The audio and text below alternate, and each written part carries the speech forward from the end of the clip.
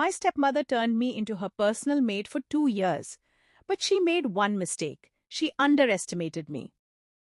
When my mom died, the house went quiet. Not the peaceful kind of quiet. The heavy kind. I was 14 when my dad remarried. At first, I wanted to like her. She brought homemade cookies the first day she moved in. She smiled softly. She told me, "I know I can never replace your mother, but I hope we can be friends." I actually believed her. For about 3 months. That's how long it took for the mask to slip. It started small. "Can you wash the dishes tonight?" "Sure." "Can you start doing your own laundry?" "Okay." Then it became, "Wake up early and mop the floors before school. If you're not busy, cook dinner. If you loved this family, you'd help more." And suddenly, I wasn't helping. I was responsible for everything. Cooking, cleaning, groceries, laundry. She quit her part-time job 6 months after marrying my dad. But somehow, I was the one working. And the worst part? In front of my dad, she was perfect. If I looked tired, she'd say, "Teenagers are always on their phones." If I tried to explain, she'd sigh and say, "I try so hard with her, but she keeps pushing me away." And my dad would look at me like I was the problem. So I stopped talking. I focused on school.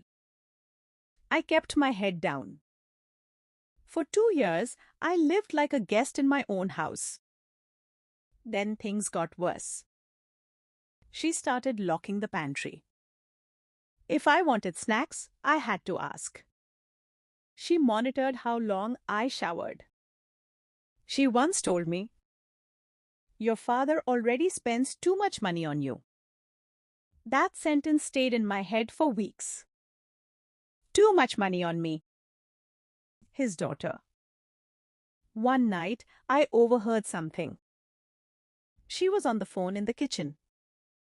"I swear, once the house is in my name, everything will settle down." My heart dropped. House in her name. The house my parents bought together? That night, I couldn't sleep. The next morning, I checked the mail before she could. And that's when I saw it. Bank statements. There were transfers from my dad's savings into a separate account I didn't recognize. Not huge amounts, but regular. Very regular. I didn't confront her. I didn't cry. I didn't argue. I started collecting. Photos of statements. Screenshots. Dates. I even recorded a few of her conversations when she thought I wasn't home. Weeks turned into months. The more I looked, the more I realized. She wasn't just controlling the house. She was slowly draining my dad's money. And he had no idea. Then came the final straw. She sold my mom's jewelry. The excuse? We needed to declutter. I found out when I noticed my mom's gold bracelet was gone. That was the moment something inside me shifted. No more waiting. No more surviving. It was time. I waited for the perfect day. Our family annual dinner. All relatives were coming. Uncles, aunts, cousins.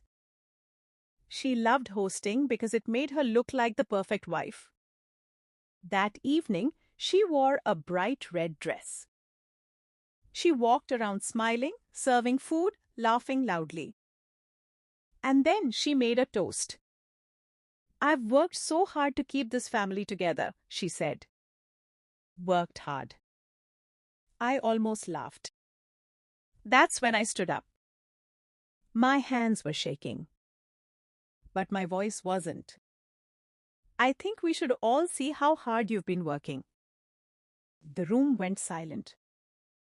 I connected my laptop to the TV.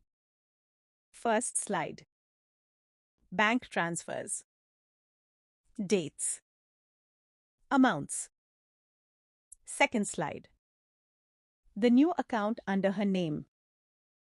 Third slide. Audio clip. Her voice saying, "Once the house is in my name." The room froze. She tried to grab the remote. Too late. My dad's face turned pale. "What is this?" he asked quietly. She started crying. Of course she did. They're misunderstandings. She's lying. She's always hated me. But I had receipts. Months of them. And for the first time in years, she had no control over the story. My uncle, who worked in finance, asked to see the statements up close. He didn't need long. "She's been transferring money for almost a year," he said. The silence after that was loud. That night ended early. Very early. Within a week, my dad had frozen the accounts. Within a month, she was gone. Turns out, she'd also taken small loans in his name. Things he never noticed because he trusted her completely. I didn't feel happy. I didn't feel victorious. I just felt free. The pantry was never locked again. The house felt lighter. And one night, my dad knocked on my door. "I'm sorry," he said. 2 words. 2 years too late. But still. Sometimes revenge isn't about destroying someone. It's about removing the mask they hide behind. I didn't ruin her life. I just let the truth speak. And truth? Truth doesn't need to shout. It just needs to be shown.